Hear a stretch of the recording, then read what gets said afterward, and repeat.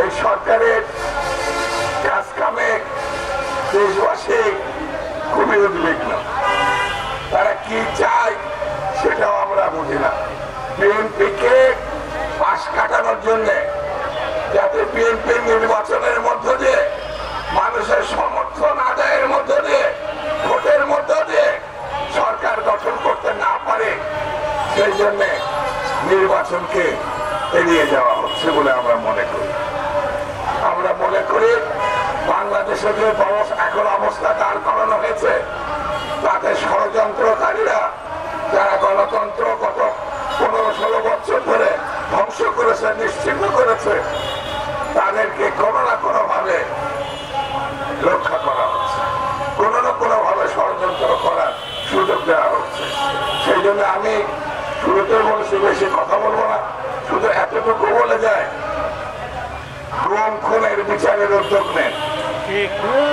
যারা অর্থ লুটপাট করেছে তাদের আইনের আশ্রয় নিয়ে আসেন, যারা এখন চারিপাশে ঘুরে বেড়াচ্ছে, যারা প্রশাসনে আইন শৃঙ্খলা বাহিনীতে বেশিরভাগকে প্রতিষ্ঠা দিয়েছে, রক্ষা করেছে, থাকার ব্যবস্থা করেছে, তাদের বিরুদ্ধে আপনার আইনগত ব্যবস্থা নেন।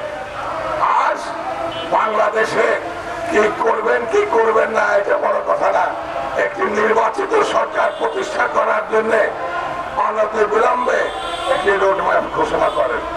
কবে নির্বাচন হবে, কোন মাসে হবে, কোন সনে হবে, আপনারা একবার ডিসেম্বর একবার জুন এই ফাজলামি বাদ দেন, এইগুলোর জন্য আমরা তৈরি না।